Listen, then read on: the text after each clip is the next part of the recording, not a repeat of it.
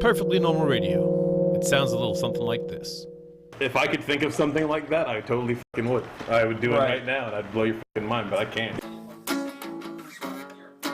Welcome to the very first episode of Perfectly Normal Radio, where, as far as we can tell, we'll be trying to make sense of things. All things.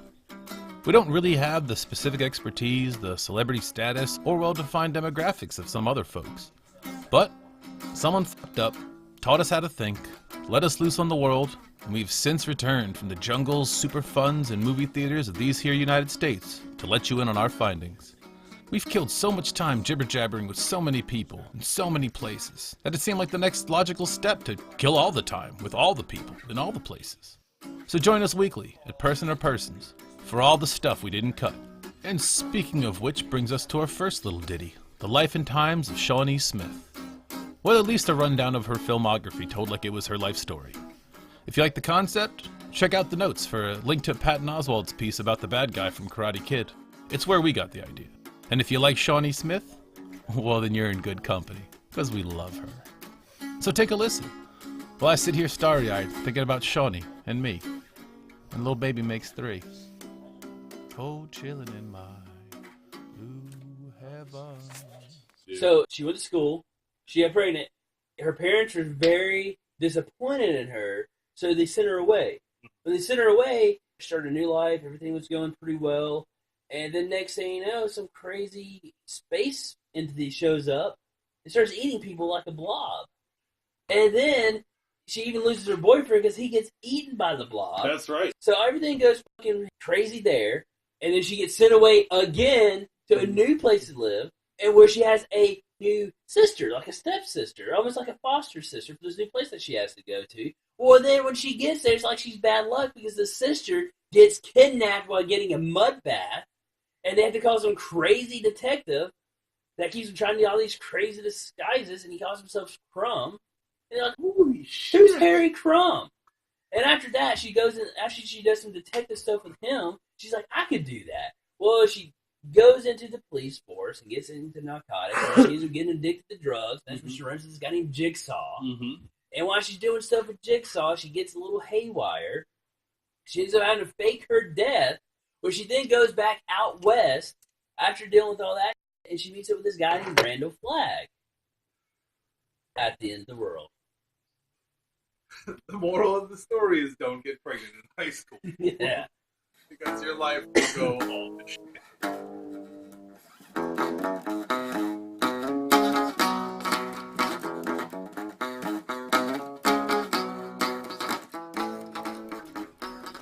M-O-O-N, that spells love. And terrible endings to great stories. If you can stand it. But ain't that always the way? Every tropical paradise or mountain getaway holds a dark secret. Or you're looking to hear 2 grown men bitch about movies meant for little girls. But instead they tell stories about run-ins with crystal meth enthusiasts. Well, M-O-O-N. That spells the guy from Coach? Ooh, the guy from My Favorite Martian? The guy from Wayne's World? Did we mention Shawnee Smith already? Of course we did. And Blue Crush, what was Blue Crush doing in your movie collection on the shelf? It's a question that I mean, persists to this day. It wasn't that bad. It was after terrible. you watch, if you compare it to like something like Endless Summer. No, they are both terrible. It's a bunch of B-cup girls in bathing suits They're just surfing bad movies. with the POD soundtrack. They don't. That's actually what signaled me to go to Hawaii. Now that I think about it, I was watching it. My nephew, who was like 4 years old at the time, was watching it over at my sister's house, and that's when I thought, and I can go anywhere right now. I'll go to Hawaii. That's actually what spawned the thoughts of like, hey, I should go check it out in Hawaii. Because there was like one of those rednecks there. He was talking about, yeah, you gotta be careful in Hawaii. There's gangs there. I'm like, nah, not in Hawaii's paradise. There's no gangs there. And then I get there and yeah, there's gangs everywhere. Nothing like South Central kind of gang, but Gangs, as far as Blue Crush and Endless Summer go. Now you're saying they were methed out locals with machetes and yeah, people a gang you still don't want to fuck with, but they're not as more much street peaceful. cred. Yeah. They don't have their own Gangland episode. Right. But they're still out there, you know. I mean, it's a growing market. As the world becomes third worldized, your gang affiliation is going to become pretty important on your resume. However, Hawaiian gangs can have their own kind of gang tapes because it's a different culture to think of as a gang. Yeah, I suppose the whole idea of, there's only so much territory to take over is really prevalent on an island. Because these guys, they didn't have gats and straps, but if there was a rock nearby, they'd pick it up and use it against you, or a stick of bamboo. Kind of punchy stick you right off that corner. They can sell their whatever version of crystal meth they have. Actually, it was ice. Which I'm sure is like glass or something, or it's just crystal meth, but worse. I don't quite understand the difference between, like, when it comes to inducing, like, what kind of chemical effect you get off of ice as opposed to meth. I think the same thing, just a different process. Probably. For some reason, there's an endless supply of entrepreneurship and can-do attitude when it comes to shit like that. Yeah, you wouldn't believe there's different methods to making meth. Turns out there's a whole generation of scientists just hell-bent on exploiting the lamp oil and cold medicine and battery lithium strips and shit like that. Yeah, the battery cables that are hanging inside of a fish aquarium, growing gunk on them from the chemicals. They're always saying, what if these great men were alive today? And I think Leonardo da Vinci and Newton, Copernicus, great minds, they'd all be cooking meth right now. Oh yeah, they would have smoked a They would have been fucking...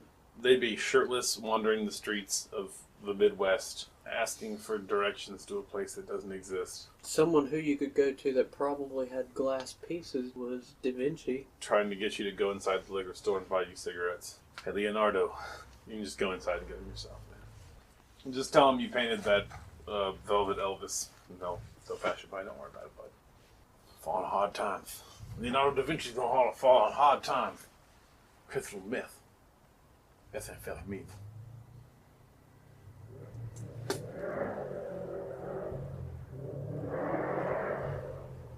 Yeah. I haven't had much experience. I think most of my knowledge comes from a few specials I saw on PBS. I think you've had plenty of experience yeah. tweakers, you just didn't know it. Tweakers, but not the actual. Because I think one of the only times is we were in Asheville and we got taken to this house. It was supposed to be a party. Like, all right. And from the road, it seemed like one of those kind of modern barns. It's more cement than it is wood or anything like that. From the other side, it's like the outside was like a full tiki bar, and the inside was just like a basement the tiki bar went into, a 2-level barn. And inside was like way more crazy shit than we could ever accumulate. Like, definitely also a suit of armor, like a table that had like nothing but old keys on it. There was like the front of a tractor trailer, like just the front, like not any of the insides of it, just like the hood and the front quarter panels and the windshield, pretty much, and the doors. Mobiles. And it was just sitting there, and there was like a table with like DJ equipment behind it, and there was like some old broken pinball machines, and a guy with a parrot. And this is like a bunch of people wearing like Dr. Seuss hats and shit in there. This is a bunch of fucking tweakers right there. Yeah. But when we walked in to the right, down this hallway full of other weird was one of those kind of little nooks that like a old gypsy would sit in and read a crystal ball. And sitting around it were a bunch of goofy dressed people who just stared at us. As in like they had just been doing something and we came in and interrupted it. And even though other people were doing other things, these people still stopped whatever the hell they were doing and wouldn't do it around us. And I was very glad. Because we went in, enjoyed that place as much as you could until finally the creepiness overcame the fact that all the stuff was really neat. And we got the fuck out. But I imagine their crystal ball was a different kind.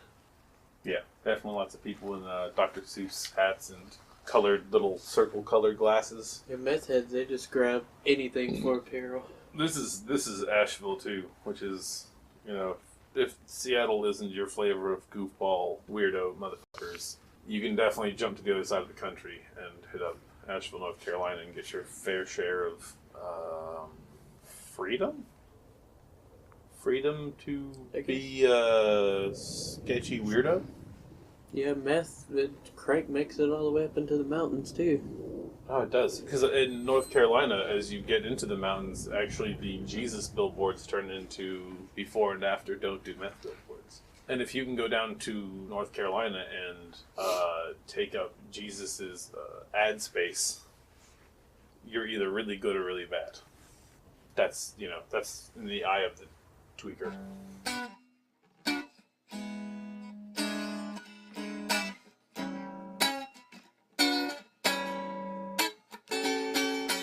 I think 311 started getting shitty though towards like The their beginning. later albums. The entire I time. think they might be the guys that sing "What's the Dealio." You can look it up. You guys want to hear that song? No.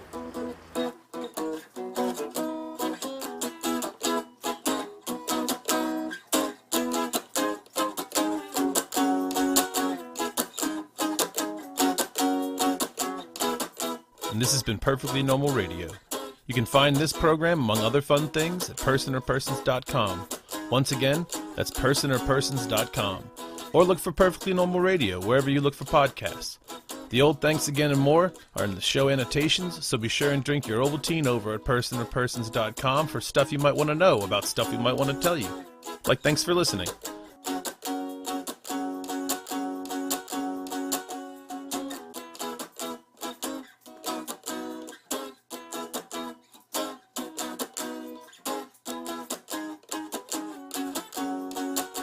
Oh, I actually forgot that before she got knocked up, she was in the ROTC for the Air Force and helped some kid save his dad from across the fucking sea when his dad got shot No up. way was she an Iron Eagle. Yeah, What? yeah, tell it was. Oh my god. Okay, yeah, that's definitely